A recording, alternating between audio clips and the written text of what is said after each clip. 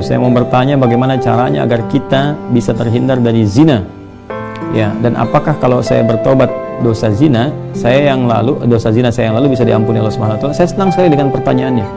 Ya, saya mau bertanya bagaimana caranya agar kita, berarti Anda dan saya kan, kita semua bisa terhindar dari zina. Nah, itu bagus sekali untuk kita semua karena banyak potensi-potensi yang bisa menjerumuskan kepada itu. Ya, baik misalnya dari zina mata, zina telinga, zina mata melihat hal-hal yang nggak pantas untuk dilihat. Ya, kebiasaan-kebiasaan yang buruk, kemudian zina telinga mendengar kalimat-kalimat yang kotor yang mengarahkan pada hasrat seksual pada tempat yang tidak benar, ya, dan perbuatan-perbuatan yang juga sekarang banyak sekali perangkat-perangkatnya. Semoga Allah hindarkan kita dari itu. Baik, lalu apakah kalau ada ini si fulan atau fulan yang bertobat dosa zina yang lalu bisa diampuni? Insya Allah, bahkan jelas ayatnya Quran surah ke-39 ya, Az-Zumar ayat 53, dan ini kan turun ketika ada seorang ingin bertobat dari dosanya, ya, dan ini dosa besar gitu kan, bahkan ada ayat menyebutkan dari zina. Ya, apa yang disampaikan Allah di sini?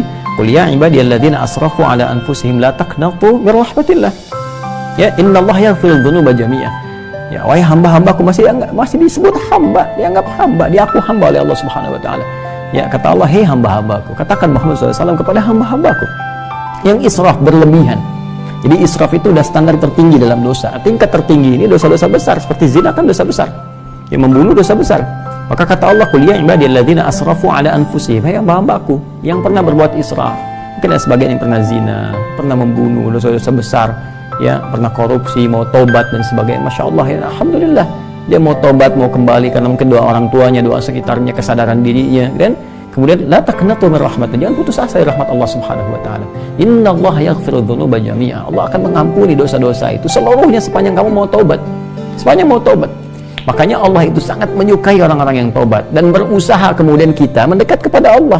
Dan Allah pun berikan jalan sampai titik terakhir dia, sampai nyawa di kerongkongan. Kan yang paling viral itu kisah Firaun kan?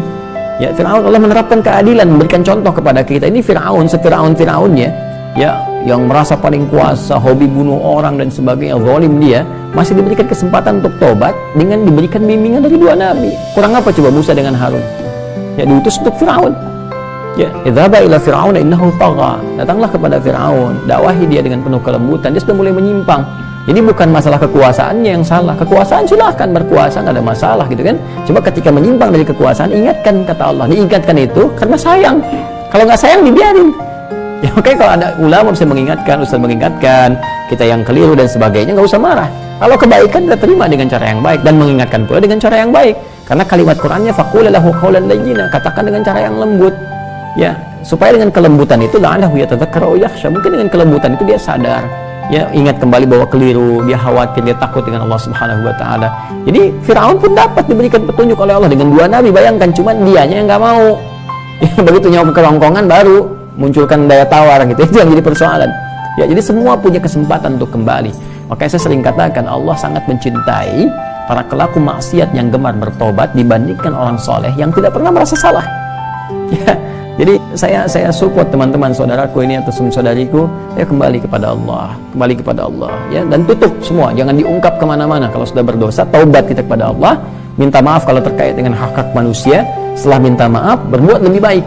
Terus, dan lupakan itu semua, berbuat lebih baik sampai kita merasakan kebaikan itu nikmat dilakukan. Itu halawatul iman namanya.